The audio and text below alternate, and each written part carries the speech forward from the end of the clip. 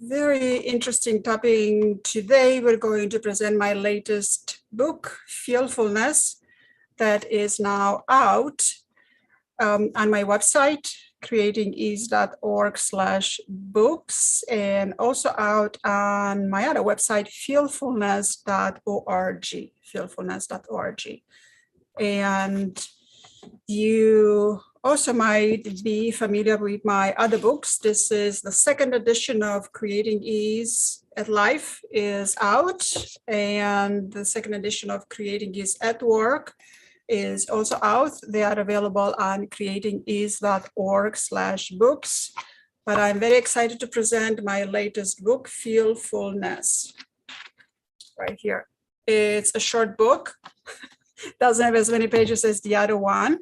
And I encourage you to read this book because the whole planet is going through a lot of turmoil and everybody needs to learn how to feel good by choice.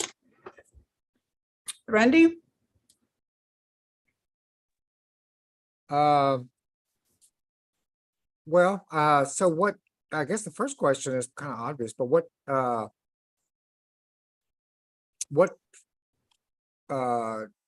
promoted you to write the book? What am I trying to say? Not promoted. What motivated you?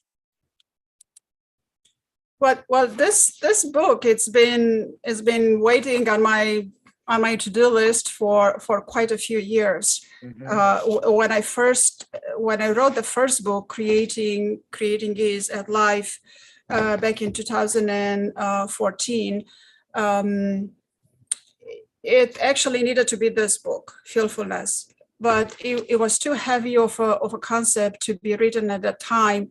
And instead of me writing the book about fullness, I gave the solutions. I'm a problem solver and solution oriented. So I gave out the workshops because I used to hold a lot of workshops. So that's what I did with Creating Ease. So it was about time for me to come up and get the fullness out, because fullness is, we all need to learn fullness. Fullness is not mindfulness. And what fullness teaches you, well, this book is going to describe to you how fullness works, and it's going to give you a few ideas of how you can implement it. And then in the original books, in the Creating Ease books, you have the practices, the thought feeling practices. So you can have both books and learn how to feel a feeling by choice. Now, that's quite a skill to acquire, but it's not as complicated to do. So I encourage everybody to read the book, because you too, Randy, have gotten a really good taste on what it's like to feel a feeling kind of by choice, kind of by when I guided you in a bunch of sessions, and then you reported you were happy for quite a few days and you weren't quite sure why were you happy, because there were no clear reasons for you to be happy, as your patterns were telling you that there wasn't a particular event in your life to create happiness, but then you had the feeling of fullness. So if you've experienced fullness, and of course, fullness is not just about being happy, but this is what most of the people look for. Everybody wants to be happy, because once we're happy. We don't need anything more. So, yeah, maybe you can tell us a little bit about how it was for you to just feel happy for no reason. Well, it was good. It was nice. It was a nice feeling. It was hard to. I think one of the things that you address, one of the things hypnosis to address, but maybe that you address is that we're responsible for our internal states, so that we don't, or I didn't. I think one of the insights is I didn't have to wait for something good to happen to be content or happy. I'm not sure if happy is the right word. I guess it is, but there wasn't a need for something good to happen or something bad not to happen to be happy or to have any state of mind. So it was good because hypnosis kind of deals with that too, helps us become responsible for our emotions.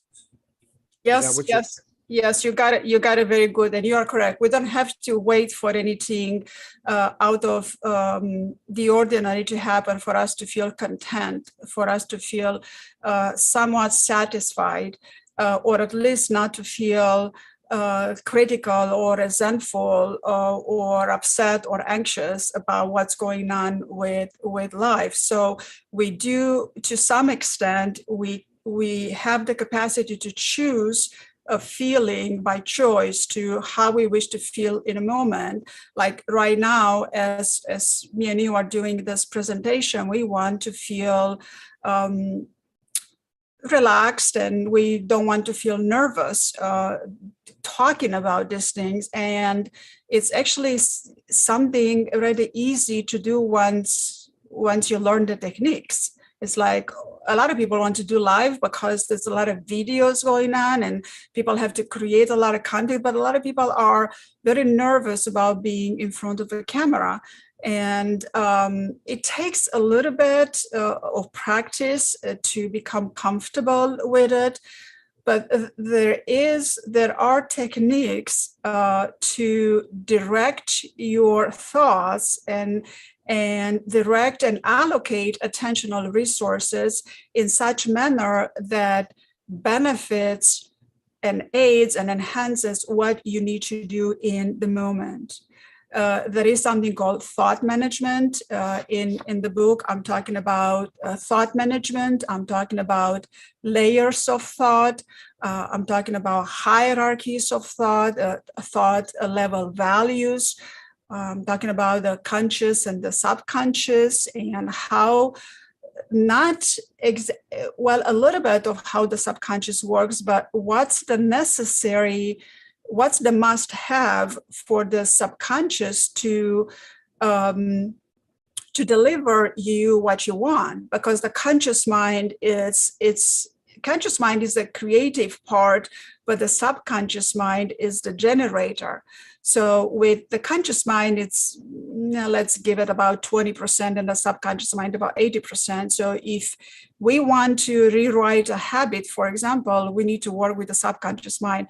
But in order to rewrite a habit in the subconscious mind, we need to create a pattern.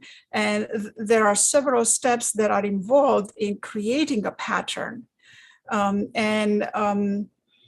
It's really not that difficult to do, and it doesn't require hours and hours of meditation, and it doesn't require thousands of hours of hypnosis either. It's going to speed up the process if you know how to meditate. It's going to speed up the process if you know how to do self-hypnosis.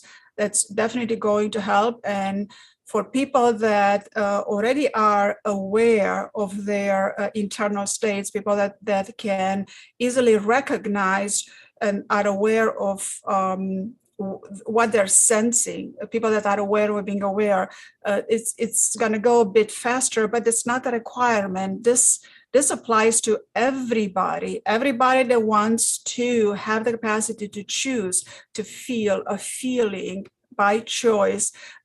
This is available, and this is called feelfulness. There are techniques. So I coined the term feelfulness back in 2011 because there is a need for such thing. Mindfulness, it's a good practice, and a lot of people practice mindfulness. A lot of people are familiar with mindfulness. Some people are not, but a lot of people are.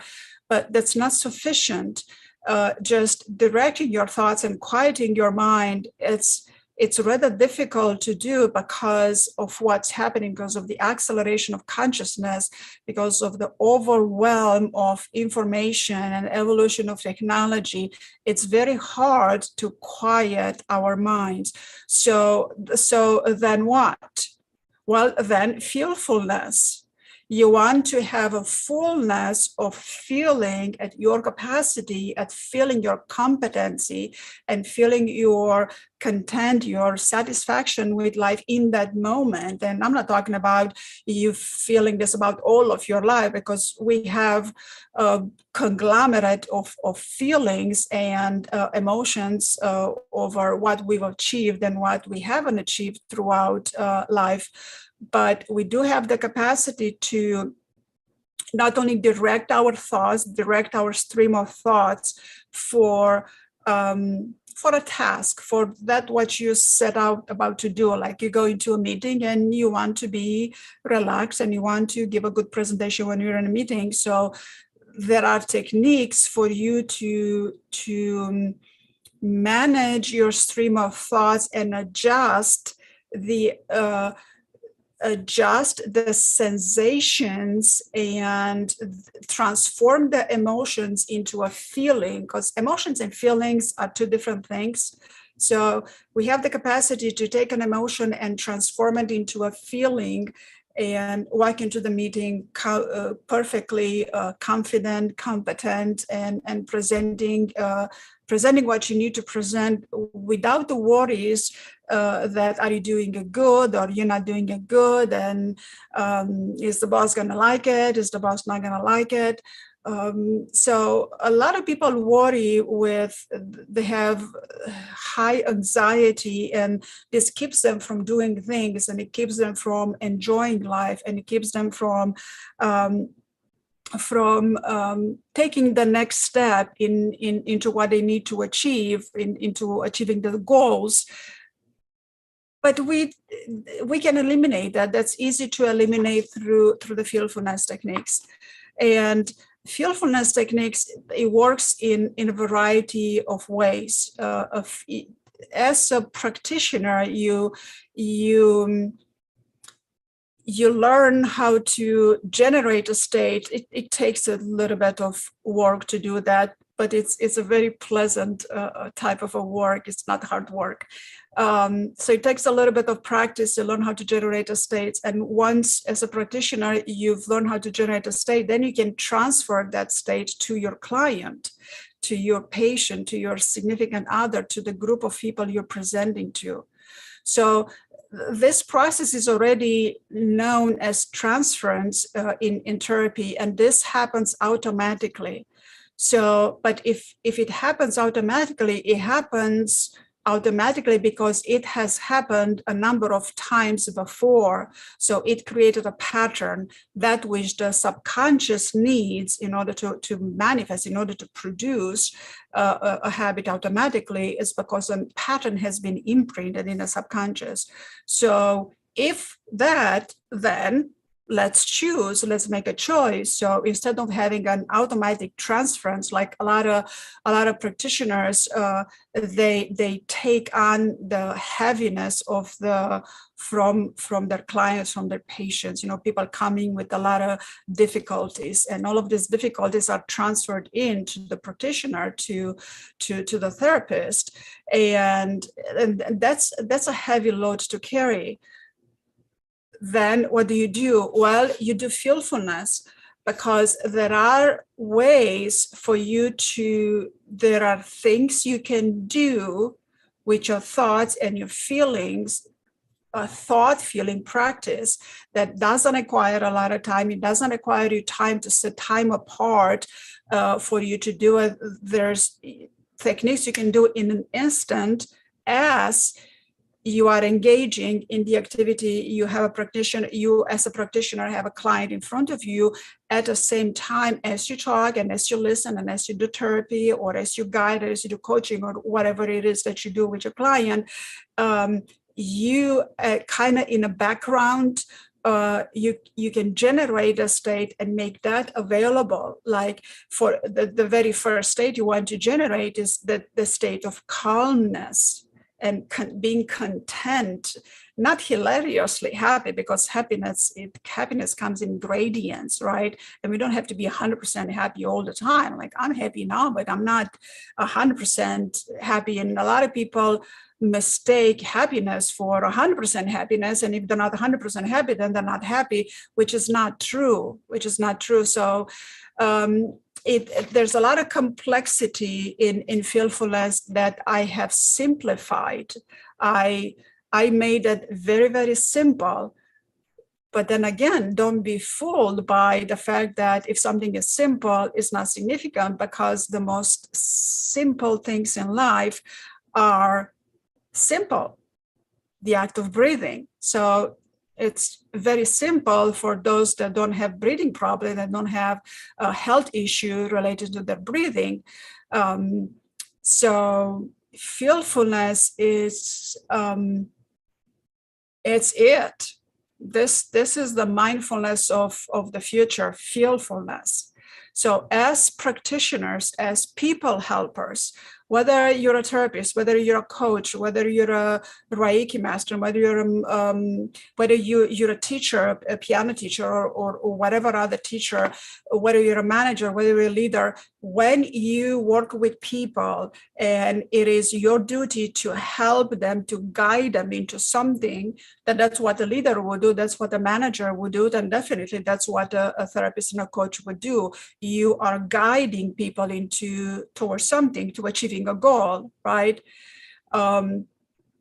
You can definitely have better results and enhance the results by generating that state that the client, the people in front of you, need. Maybe sometimes they need to be more focused. Maybe they need to be more attentive. And then you can generate that state within you and make it available. And this is one of the most wonderful, wonderful things that we can do. And a lot of people understand it's not just compassion. No, it's not just compassion. It is an advanced skill, but because it's advanced, it doesn't mean it takes you 24 years of schooling to get to achieve these skills. No, not at all. So first, when I published the first book, Creating Ease, the first book, and then this is the second book, Creating Ease at Work. When I first published this book, I was so excited to bring fearfulness to the public, in addition to all the workshops that I used to do back then. That I figured to come out with a solution and give you the recipe for creating ease. In the end, everybody wants ease in life. Whatever it is that they're doing, they want it to be a bit more easier. If they're happy, they want to be happier. If they make money, they want to make more money, and they want to make it easier. If they drive a car, they want to drive it smooth. If they have a relationship, they want to have ease in that relationship. Ease is not the same as easy. Ease takes a little bit of effort, but not as much effort as one would believe. So fearfulness was about time to get this thing out. And it's not, look at this, it's a short book. It's a short book because it's conceptual and I'm introducing concepts. And this is not something completely new on the face of the earth, because if we go back to one of my teachers, which is William James, he's the father of functional psychology. Well, William James, through a lot of introspection, William James had, he was dealing with a lot of medical issues, with a lot of conditions, medical conditions, that they were diagnosed somewhat as functional conditions, and to some extent, doctors believe that he was depressed, and he started believing that he was depressed. And then he started contemplating whether he is depressed or not depressed. Well, he dealt with a lot of muscle pain, digestive issues, back pain, and some breathing issues too, but not necessarily a big diagnosis like like you have everybody knows the big diagnosis. So through his introspection, William James, he observed that he can exercise his will to take him out of the perceived depression. And at that point, he realized, and he started teaching others. He founded he's the father of functional psychology. He was more interested of how to get from point A to point B, the function of things, as opposed to the definition of things.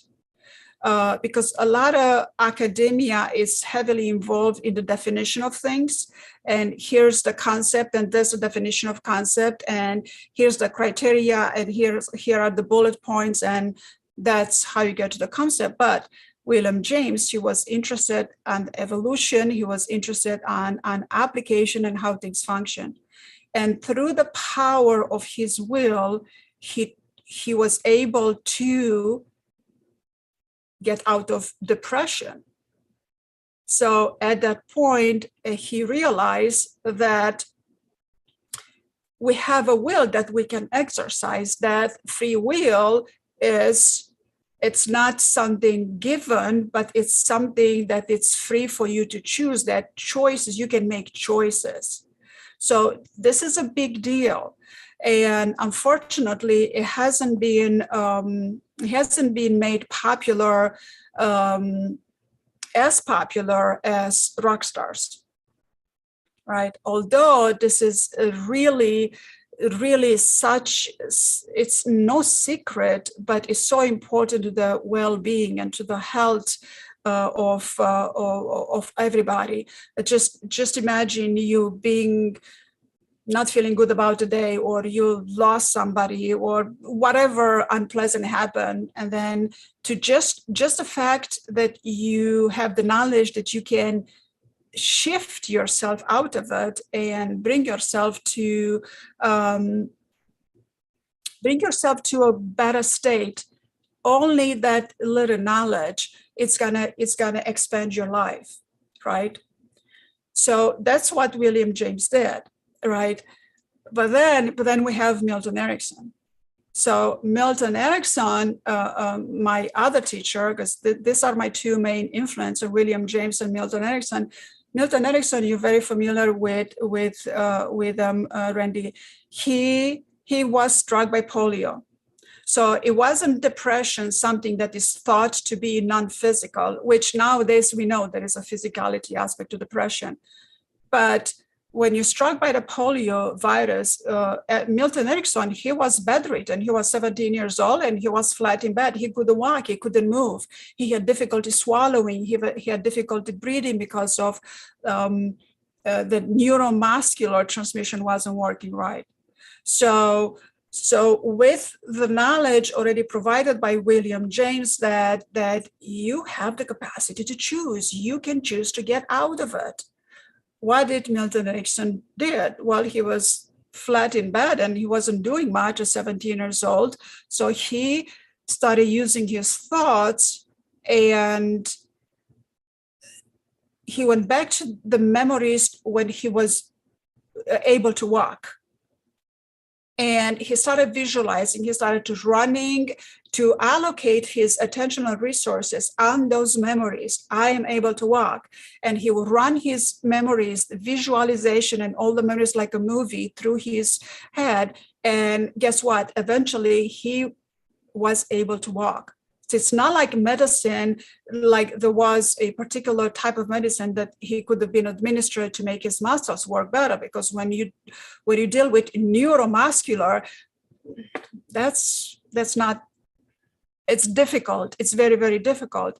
So Milton Erickson did this with the power of his will, with the power of his imagination, with his thought feelings.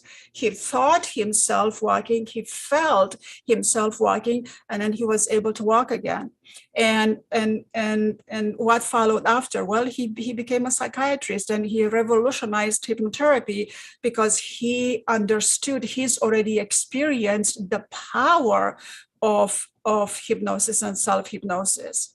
And and he revolutionized hypnotherapy. And you're familiar with Erickson in hypnosis, so you've got a taste of it.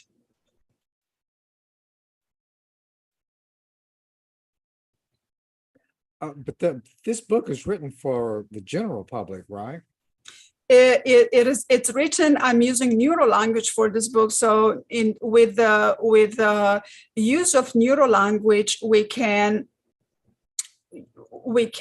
just like I did with the other books, the book is written at different layers, with different levels. And this book is more targeted to practitioners, definitely to practitioners, but it's anybody that's interested in personal development, in improving something that they want to get better at. This is how you do it. And this is the concept. And everybody else in personal development and spirituality, they talk about feeling. The feeling is the secret. Well, this is what William James did. He felt the feeling of choosing not to be depressed and getting out of it. This is what Milton Erickson did. He felt the feeling of being able to walk again, and he walked. So I have my own stories of feeling the feeling of something that I've achieved, and I overcame a bunch of obstacles. And this is not the theory. Absolutely not. This is not theory. It's something I've experienced, just like William James experienced it, just like Milton Erickson experienced it.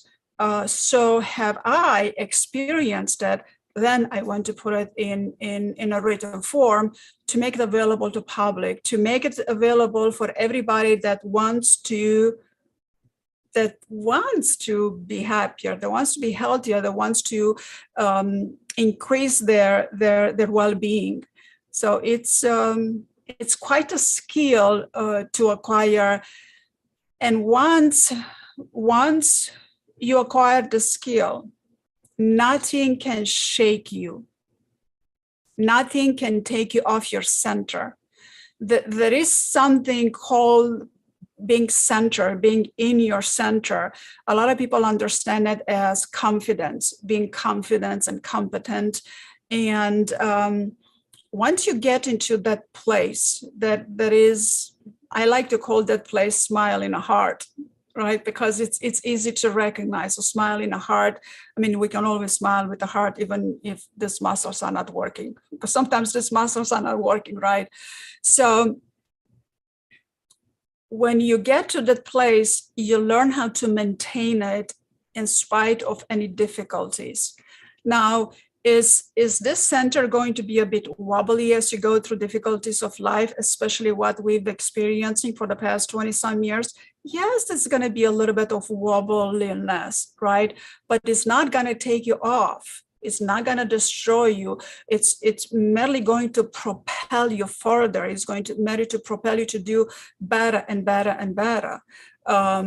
Because you've already have it, you've acknowledged it, you taste it, and you want to have more of it. And emotional intelligence also talks a lot about it. And emotional intelligence is presented more in an intellectual type of an aspect. And the reason emotional intelligence has gotten a better grasp on the business industries is that businesses, they have goals all the time. They have goals to achieve. They have to get somewhat. Well, that's what they're in business, because they have goals to achieve, right? So, and people need to stay motivated, and it's not easy to keep your employees motivated. If you have a few hundreds, maybe even if you have 5 employees, you still have to keep them motivated, and you still have to have them accountable for the goals they need to achieve. But emotional intelligence has gotten a good grip in the business arena because of this reason. But it's available to everybody else. So language is also very important. The words that we use are very important. But what's happening with the language lately is that conceptually, we're beginning to use different types of words for the exact same concept. And one example, it would be, look at a digital thing. You have the cell phone, you have the desktop, you have the laptop, you have a tablet, and only if you want to delete something, you're either gonna put it into recycle bin, or you're gonna put it into trash, or you're gonna delete it, or it's gonna go into junk. Well, you already have 4 different words, 4 different vocabulary words that refer to the same concept. So it's becoming it confuses people, and it doesn't have to. It doesn't have to. So through here, well, I've introduced concept in creating ease as well. I mean, this is very conceptual as well. And over here, I'm giving you the secret to ease, and I'm giving you how to implement feelfulness. Over here, I'm giving you the definition of what feelfulness is, the definition of it, and what it's about, and what does it take, and how does it work. And I've been teaching these techniques for a very, very long time, and it was about time to put it in a written form, to make it available to the public, because these techniques are easy to acquire, and they're long lasting. It's pure neuroplasticity. It's pure neuroplasticity, and a lot of people have done it. But again, I'm going to go back to William James, and I'm going to go back to Milton Erickson and many other people like them, that they've reached this place, and they were able to modify their biology through the power of their will, through the power of their thinking. But it wasn't just thought, it was thought feeling. It's a thought and a feeling together. Thought feelings are not separate. Emotions might be separate from thoughts, and thoughts might cause emotions, and emotions might cause thoughts, but thought feelings, they're always together. And we do have the power, we do have the capacity to use our thought feelings to increase our well-being. It's absolutely doable. And this is what we should make popular, not criticizing left and right with what's been happening lately, a lot of criticism. That's not what needs to be made popular. Well-being of people needs to be made popular, because we are at a point in our acceleration of consciousness that most of us are overwhelmed.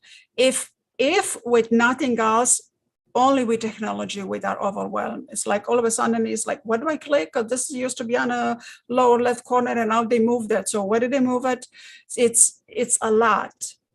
It's heavy. So it doesn't have to be. Anything that is conceptual, if we remember the concept, if we imprint the concept and the mechanism of the concept, the details, you can choose the details.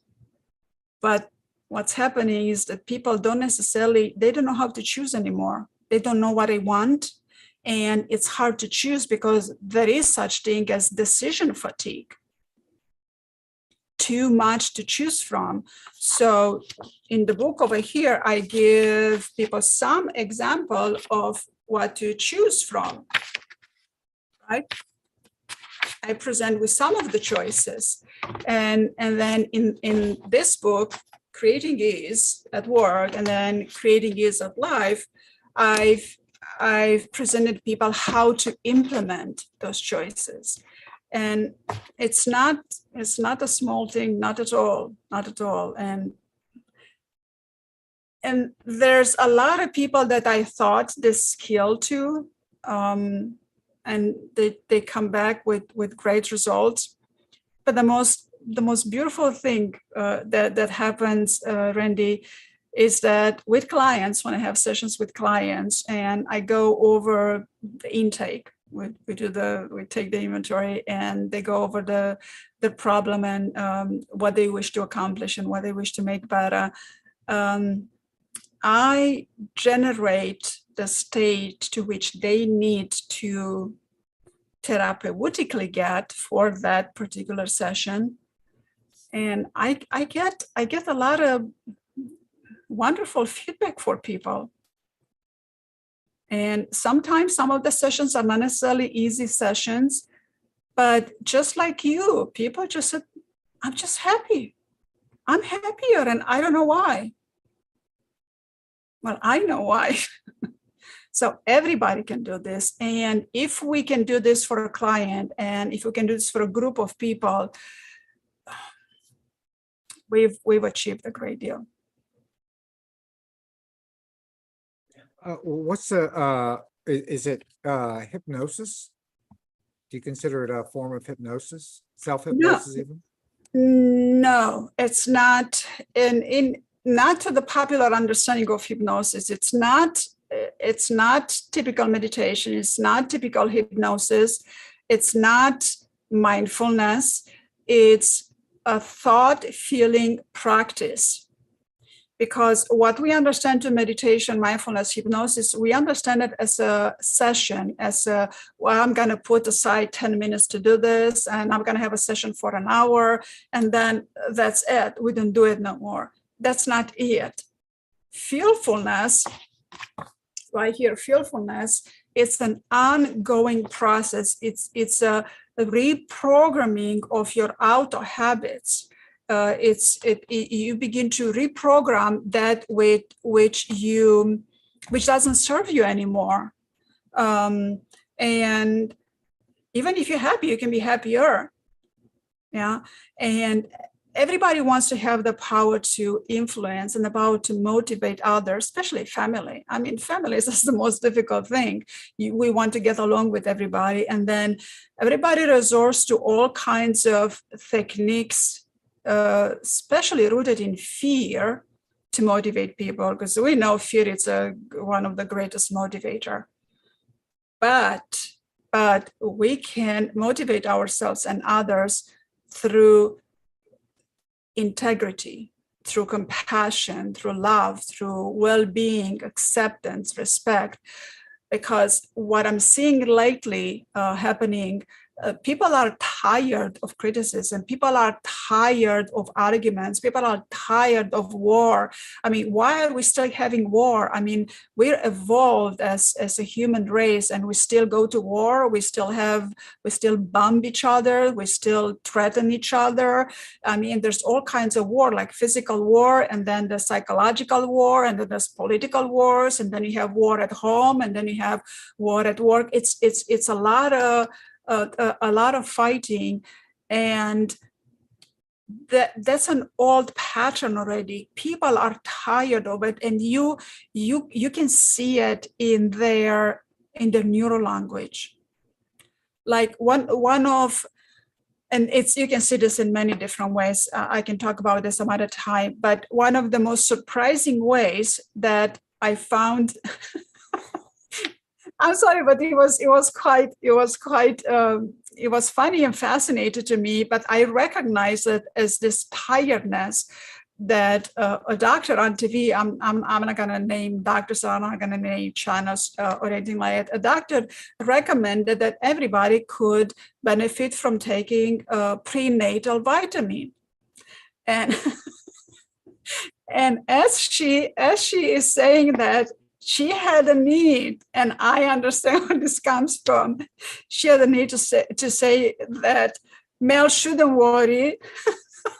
I'm sorry, I'm laughing at it. That male shouldn't worry because don't worry, you're not going to grow a uterus if you take a prenatal vitamin. So it is so much criticism that this highly educated and highly elegant human being resorted to saying that people are tired of criticism. People are tired of contradiction. I mean, as something as simple as a prenatal vitamin, everybody can benefit. It doesn't, if you're a male and you don't have a womb, it doesn't matter. The vitamin, it's a vitamin, it's gonna benefit you. But not only that, this surprised me, and I found it to be rather cute and amusing. But it begins to happen in so many different ways that I see this in people. they're tired of criticism, that they're tired of being oppressed. The people as a mass consciousness, they have embraced respect, they have embraced integrity, they have embraced well-being. And you can see this through what's been happening lately. And they want to have more of that. They want to have more of that. But unfortunately, humanity still has to go and get rid of the weeds. Like every forest and every garden, we have a lot of weeds. You have to get rid of it to have more room for integrity, compassion, and cooperation, collaboration. I mean, we are free to have difference of opinions, but we can still do that respecting each other. You also said a few minutes ago about neuroplasticity. I'm not sure everyone knows what that means. Did you want to say it in layman's terms, maybe? Or what Yes, it what means? neuroplasticity, yes. Neuroplasticity is the capacity of the brain to create new neural pathways. So when we have a habit, that habit has grooved a neural pathway. Like imagine you're in the woods and you have to get rid of some barriers to get from point A to point B. So you have to take the weeds out and maybe a few branches to scoop a path through those trees, right, out there in nature. So does the brain. When we have created a habit, the brain has registered a neural pathway, and we have the neuroplasticity is the capacity, or brain is plastic, and it will create new pathways should you tend to it. So you can create a new neural pathway for it to become an automatic habit. So you don't have to work hard all the time, but yes, and we have the capacity to generate brain waves at will. We have the capacity to generate neurotransmitters at will. And yes, brain is not the mind. Brain, it's what the mind uses to distinguish from similarity and differences. But the brain is definitely plastic, and a lot of it is biologic, but a lot of it you can use your thought, feelings to neuroplasticize.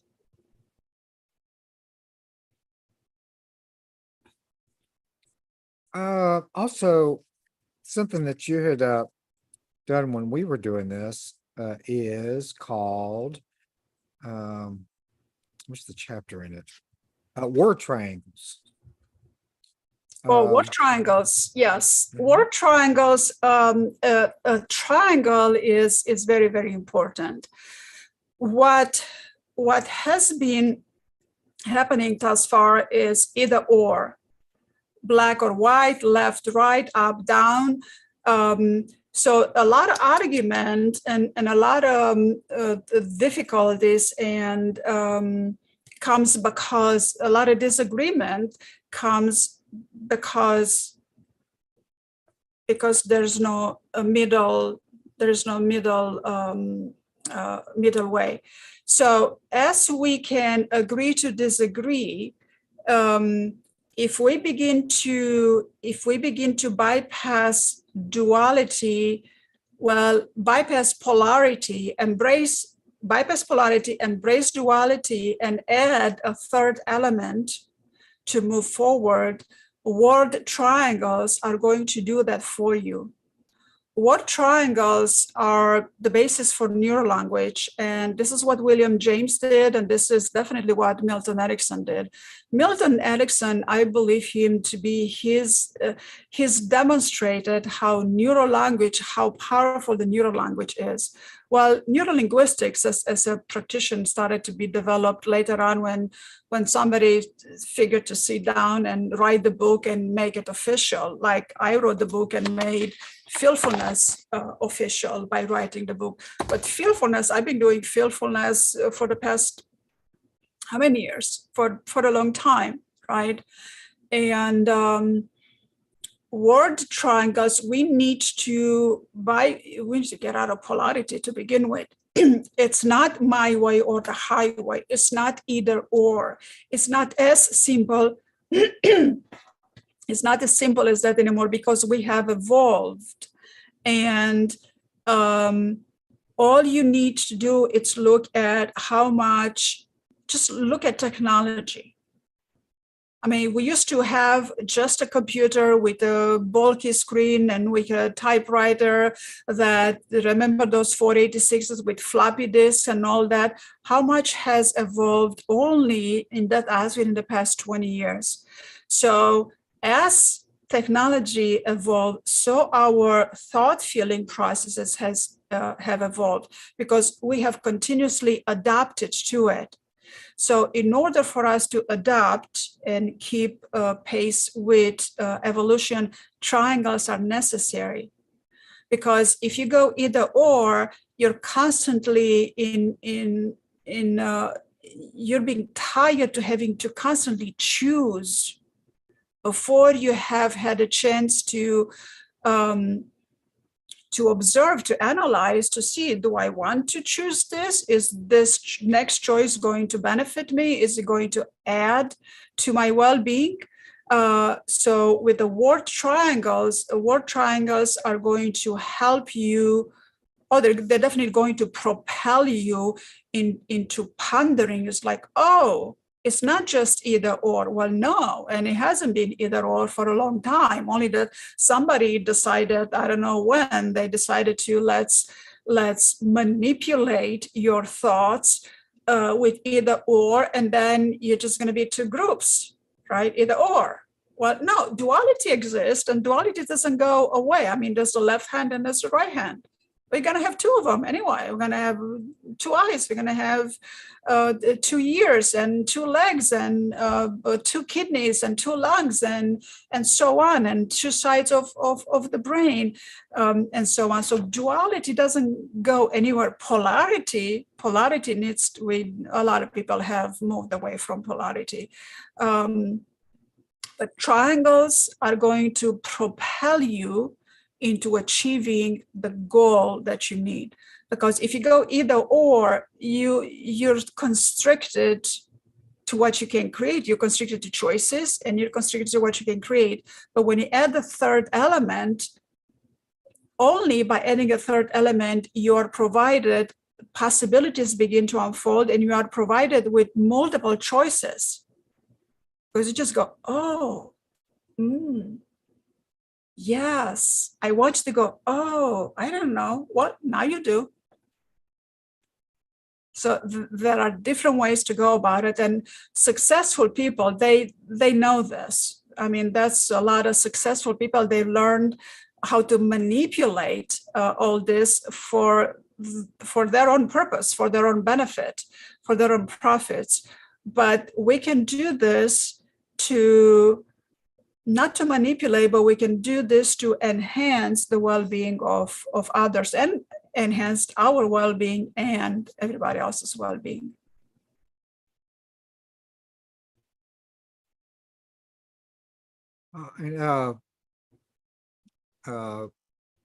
Maybe finally, for this session anyway, what about the concept of higher mind?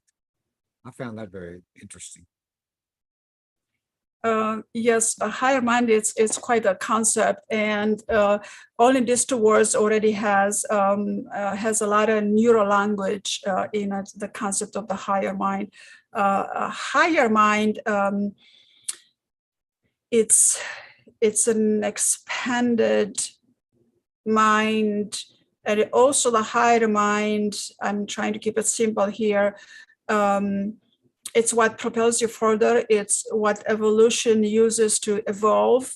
And through the higher mind helps you allocate your attention resources into what's needed in that moment, and also helps you unify your thought feelings.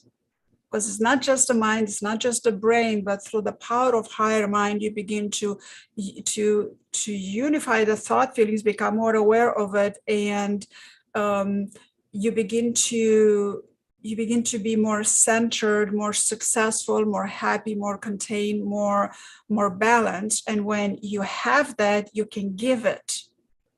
Because if you don't have balance, you cannot give balance. Because if you have polarity, that's what you're going to give, polarity. If you have criticism, you're going to give criticism, and then arguments are going to go further and further. Oh, you're not good. Oh, you're not. Oh, that's not good. That's bad. Well, is anybody good lately? So if all you have is criticism, that's what you're going to give. But if you want to give balance, you need to have balance, and higher mind helps you. Their practices and their techniques on how to, a lot of people. Different people use higher mind differently, but I was told that the way I present higher mind is reachable, doable, attainable, because some spiritual practices present higher mind in a way in which is not attainable. And a lot of people get disappointed because, they want to attain it, but they cannot attain it.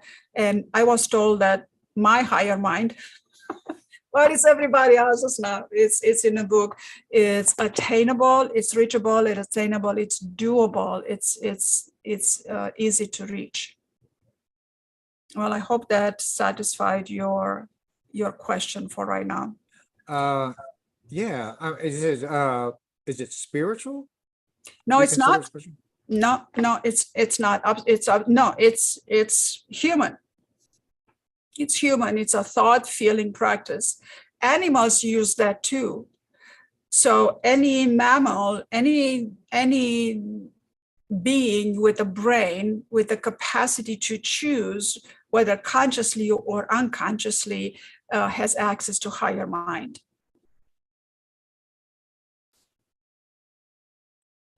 I just thought it was interesting that William James is such an influence, because it's been, you don't hear a lot about William James much anymore. He was, I think he wrote mostly in the early 1900s. Mm-hmm. Yes, and the reason for that is polarity, and I'm going to explain this. William James, William James, I told you he was believed to be depressed, and he was able to take himself out of depression because he was able to exercise the power of the will. And he decided that we have choices. The will is not predetermined, as most religions thought that everything is predetermined. Our fate is predetermined. Our will is predetermined. Well, no, there is a predeterminism, but not everything is predetermined. So we can choose if we want to. So, and he's proven that. And in addition to that, he found that spiritual practices and even therapy.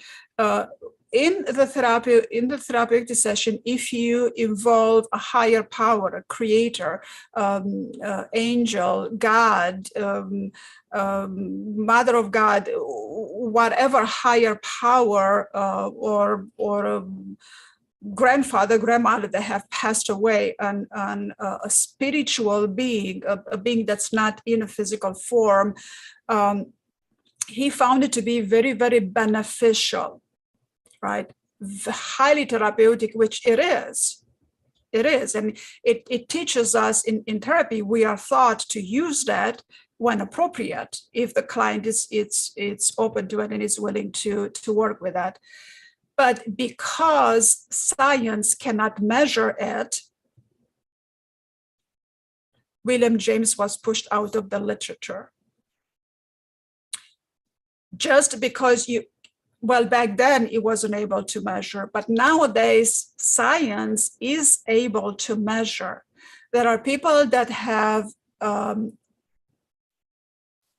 spiritual experiences under fMRI, functional magnetic resonance, and it shows up how different parts of the brain light up.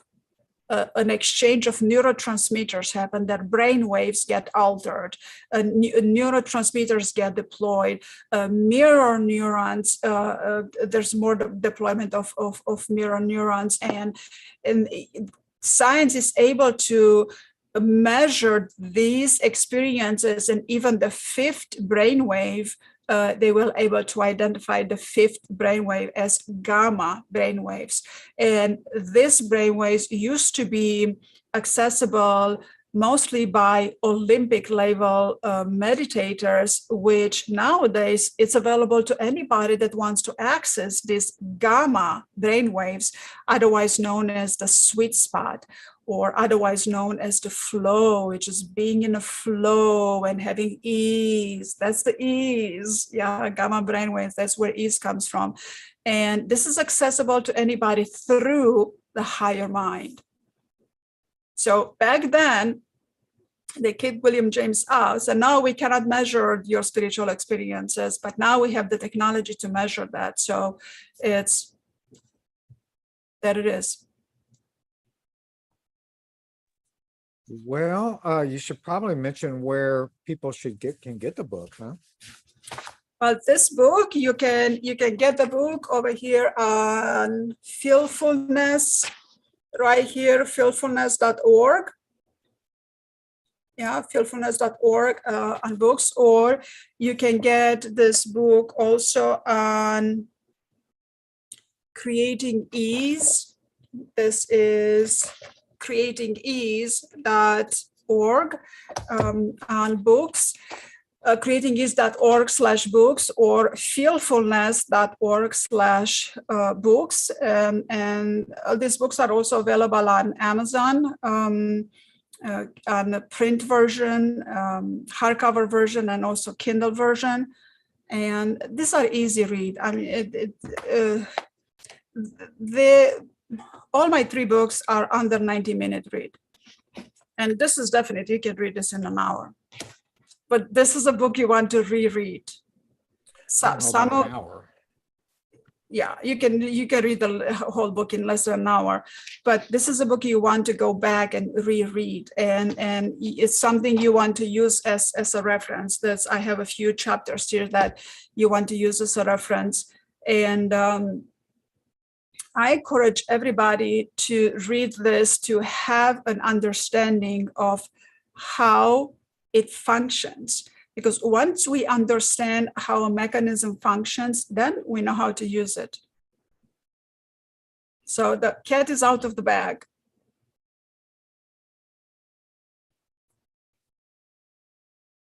All right. Okay. Anything else that I? No, I think that's it for tonight. I think that's sufficient, and we can definitely talk more about it in future podcasts. Well, I mean, I think there's some exercises in it that would be really interesting to go through.